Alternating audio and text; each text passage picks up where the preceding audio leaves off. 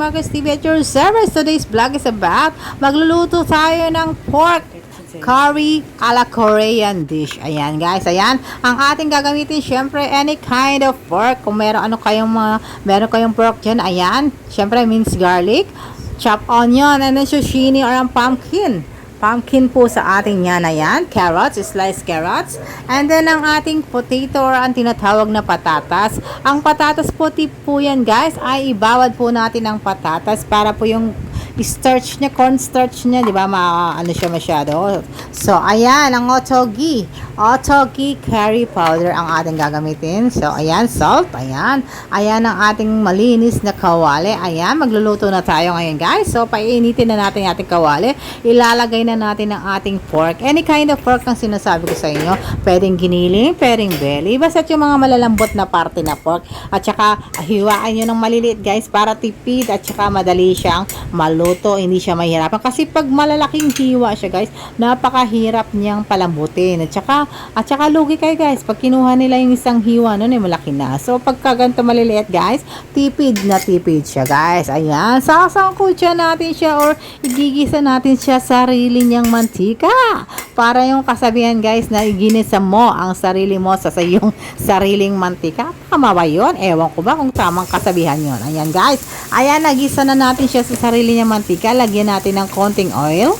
Vegetable oil po ang aking ginamit yan para healthy siya. Ayan. Healthy para sa ating heart. Ayan. Napaka-healthy naman. Ayan.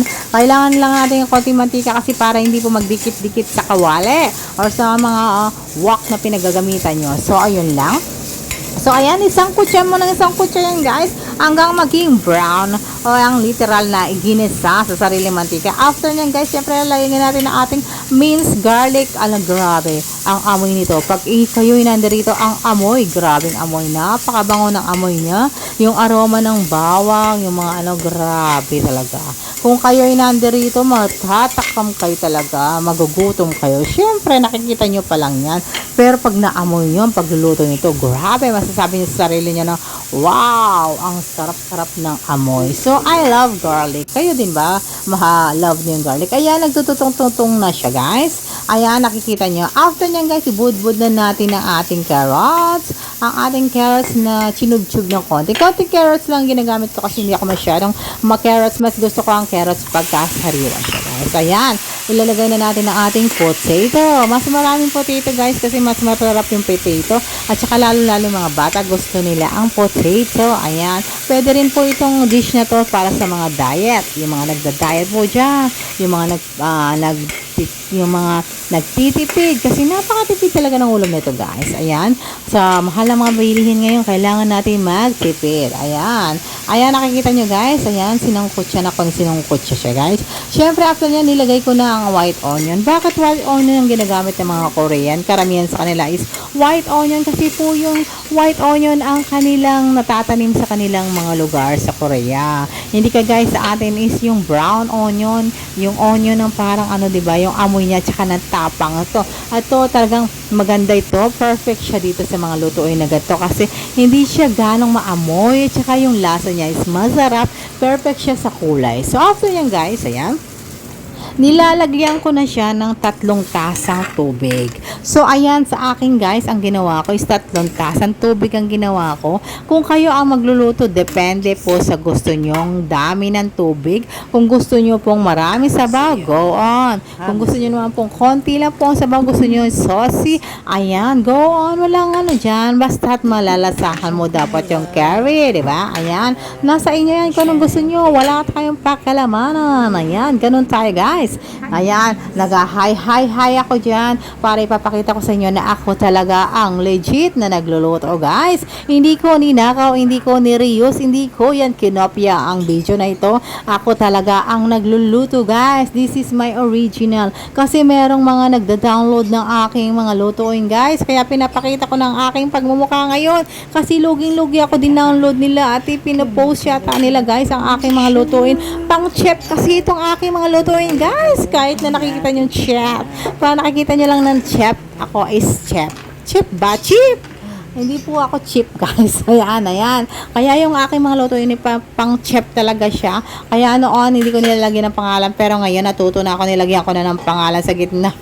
Hindi nyo na talaga maaagaw ang aking video. Hindi nyo madadownload kasi pag mumukha ko na talaga siya, nakabalandra pa ang aking pangalan. So sorry na kayo. Kasi alam nyo, ang hirap-hirap guys magawa ng mga video na ganito. And then, i-reuse lang po ng mga walang kwentang magre-reuse dyan. Nakukuha lang ng mga vlog ng iba para i-post nila guys. Huwag ganon. Kasi alam nyo ba, napakahirap mag-vlog kung alam nyo lang. Kaya nga tinatawag tayo ng content creator. Mag-create ka ng sarili mong imahinasyon.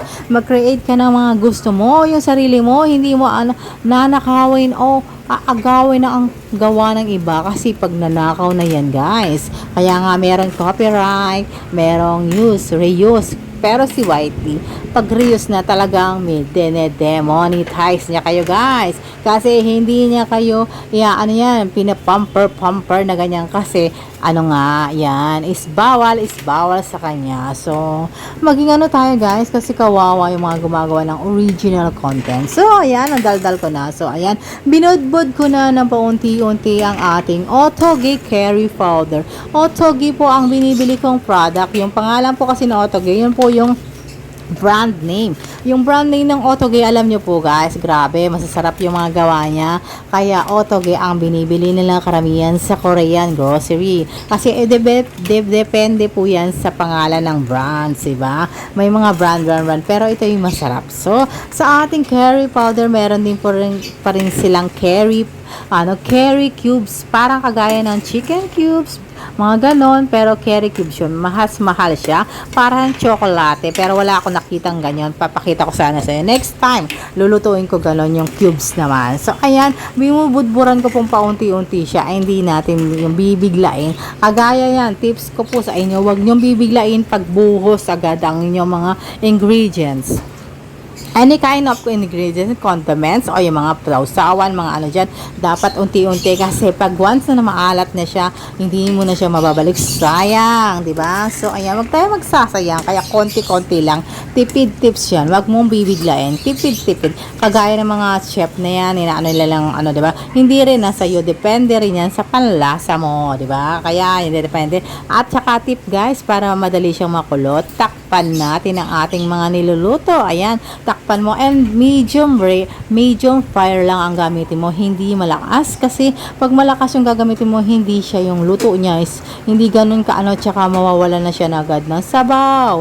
Madali, kailangan hinay sa pagluluto, kailangan banayad, hindi kailangan yung binibigla, kasi pag binibigla medyo hilaw yon, hindi siya maganda. So pagka banayad siya, tsaka pagka na siya, di ba? Napakabanayad, smooth lang lahat. So hindi tayo magpapa-stress. Kaya kung kayo magluluto guys, bigyan nyo ng time. Magbigay kayo ng 1 hour time sa inyong pagluluto guys, na wala kayong gagawin kundi magluluto lang guys. Kasi dun mapofocus yung inyong utak. Okay, ayan, tip na naman. So, ang dami yung tip na talaga sa akin guys. Alam nyo ba? Ayan, hintayin natin siyang kumulo hanggang yung ating pork ay malambot na, at saka yung carrots at saka yung patatas ay malambot na. So actually nilagay ko po yung sushini dyan. Dapat po is huli siyang ilalagay kasi palalambutin muna natin yung mga diba?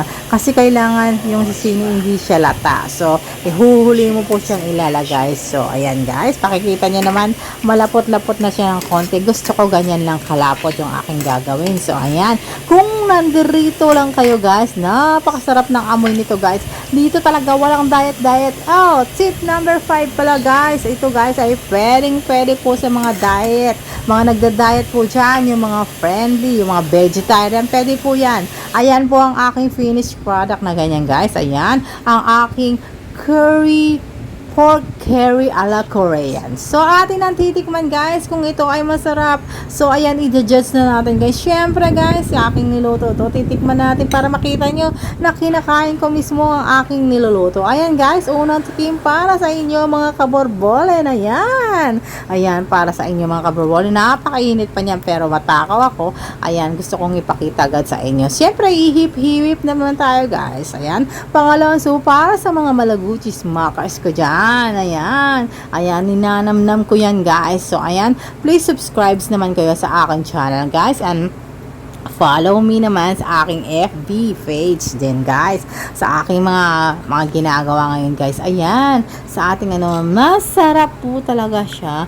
Pwede po ito sa mga bata, sa mga diet, sa mga lola, lolo, sa mga nagbabudget friendly, sa lahat ng mga healthy po siya, kasi nakita nyo naman, for vegetable po siya.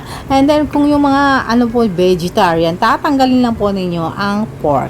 So next time magluluto ako ng vegetarian naman po na ganyan, na walang pork talaga, as in vegetable lang siya, para sa inyo yung guys, hindi para sa mga masisibang kagaya ko.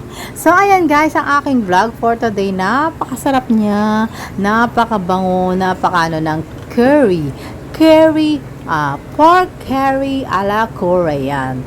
Kasi Korean lahat yung mga ginamit ko, kaya Korean ang tawag ko sa kanya. Mas masarap naman talaga yung kanilang curry kaysa sa curry na binibili natin sa palengke na tagli 5 piso. Inaano mo pa talaga dun sa tubig, pero pagkakaukaw mo, ganun pa rin siya. So, bumili na kayo ng curry na talaga, masarap talaga siya. So, ayan guys, ito ang aking huling subo para sa inyo guys. I hope you like it.